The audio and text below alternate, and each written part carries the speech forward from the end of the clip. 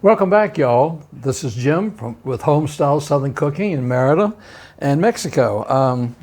Today I'm going to bring you one of my favorite casseroles. A friend of mine gave me this cookbook. I taught with her. I'm not going to mention her name, but she gave me this cookbook about 35, 40 years ago. And as you can tell, I've got all sorts of treasures here. This is my grandson who is in his 20s now. I have pictures when he was in kindergarten, was 5 years old. I have other recipes in the front that written. I've tried just about all these recipes in this book over the last 35 years, and I can't find one that's bad. It was a church group from Asheville, North Carolina that did it, and it was incredible. And it was called The Heart of the Mountain, and it really is the Heart of the Mountain recipes. The other recipes that I use all the time are my grandmother's that are handwritten, and a lot of them say, put in the stove until done. There's no temperature because I told you she cooked a lot of her Sunday meals on the wood stove, so she would know the temperatures to put the thing in. So I've had to sort of guess on those and write those over the years. And the other's my mom's cookbook. I have a collection of cookbooks. I must have 100, but I only have a few that I go to. So today we're going to do this one, and this is one of my favorites. This is chicken broccoli casserole, and I've made this over the years, and for people who say, oh, I don't like broccoli, this is one of the favorites. So the broccoli, I've got the broccoli, it's just beginning to boil, and that's what you want to do, and we'll take it off now. You don't want it to cook all the way because it's going to go in the oven too. So I will take my clay pot that I had the other day, and I'm just going to lightly spray it. I'm going to set it over here by the sink.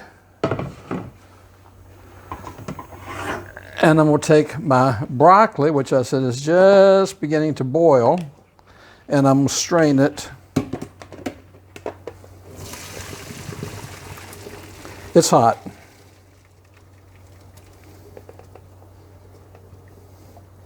Get all the water out of it.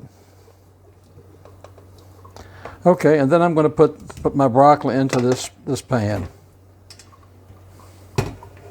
Boy, that's hot. See the steam coming off of that. Earlier this morning, I cooked 2 whole chicken breasts, and then I cut them up. So I've got 2 chicken breasts that I'm going to put in here.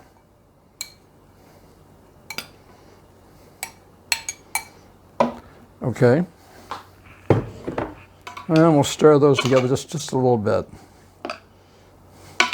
Now, I've had people that say, I won't eat broccoli, but I guarantee you this is a broccoli dish they will eat.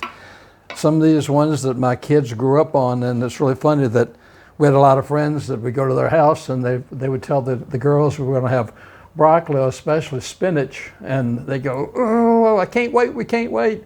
And then people said, what's wrong with your children? So anyhow. But anyhow, I'm going to take this and set this aside. The next I'm going to have, I'm going to open a can.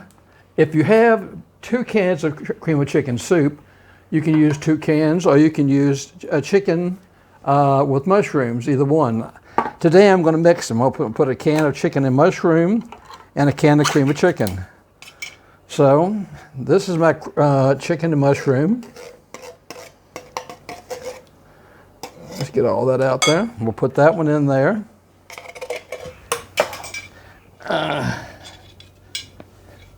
And then I'm going to open my cream of chicken. We'll put that in there.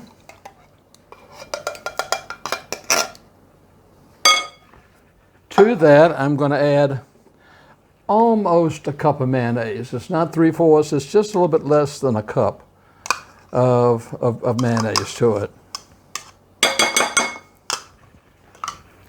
And then I've got 1/4 cup of milk. I'm going to put a little bit of salt. I'm going to put a little bit of pepper.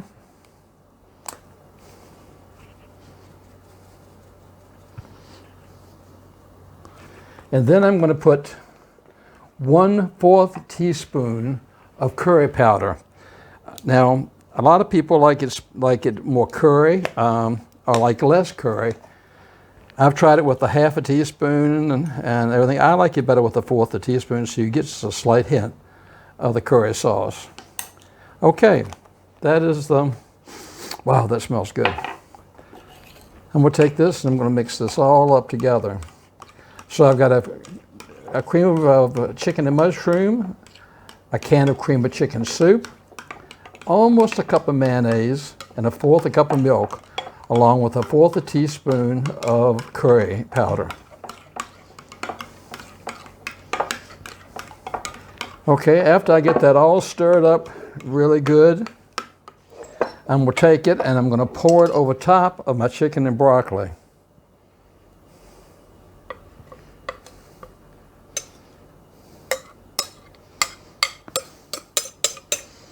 Boy, I wish y'all could smell this. It smells phenomenal.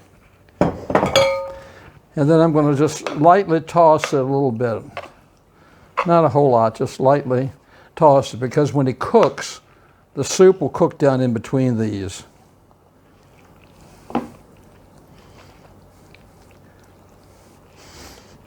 This is a fabulous one-pot meal that you could fix for your family, or a meal that you could take to go somewhere. After I get to this point, I usually put a little bit of cheese on it. Now this cheese I'm using today is a combination. It's called double pizza cheese, but it's actually got mozzarella in it. It's got cheddar cheese in it. So it's a combination of cheeses. I used to make it with just cheddar cheese, but I now like the combination of all the cheeses on top.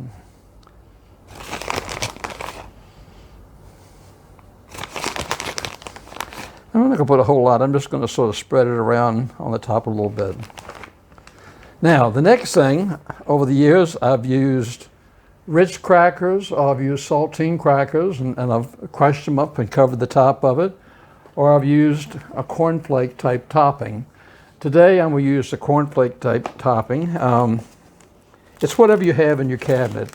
If I didn't have this, I would smash up some Ritz crackers or some saltines. I'm going to spread this over the top of it.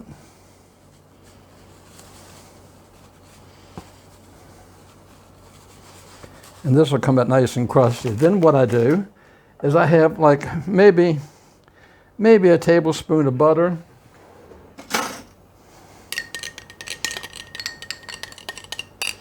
And we'll take this and just put it around the top, just spread it here and there.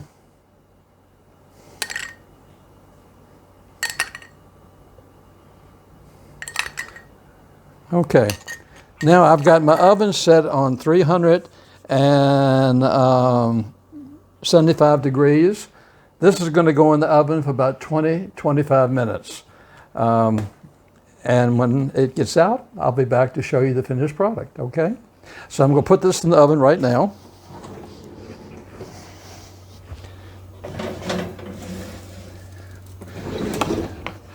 Another quick story.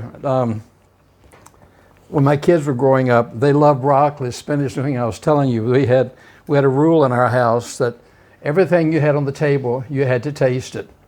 And they said, "Oh, we don't want that. We don't want to try that." I said, "Just one bite."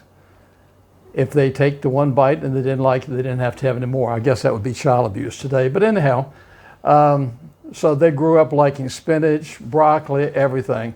And we also had a rule, and at the time we said, if you make a face with that first bite, you get a second bite. So they never made a face. They always said, this is good, but we don't want any more. So I'd say, okay, at least you tried it.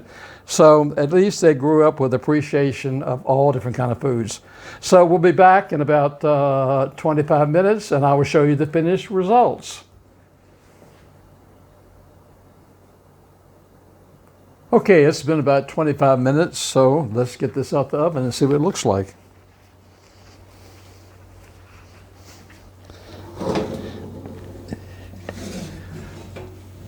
Wow, it smells delicious, and you can't see it, but it's the soup and everything on the sides is bubbling up. It's bubbling all around the sides. Oh, it smells incredible, okay? So this is going to be my dinner tonight. I'm going to spoon some out to show you. Wow, look at that.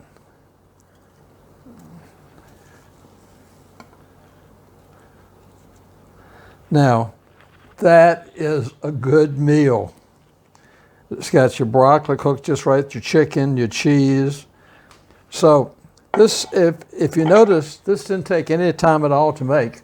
Most of the recipes I'm trying to bring you are ones that you can do in a hurry and that are really, really good. You need to try this one. This is a really good recipe for a family dinner. Or this is another good recipe that you could take to a buffet line or to a friend's house. So until next time, I'm Jim Mann in Mexico saying I'll talk to you soon. Buen provecho, which means bon appetit. God bless.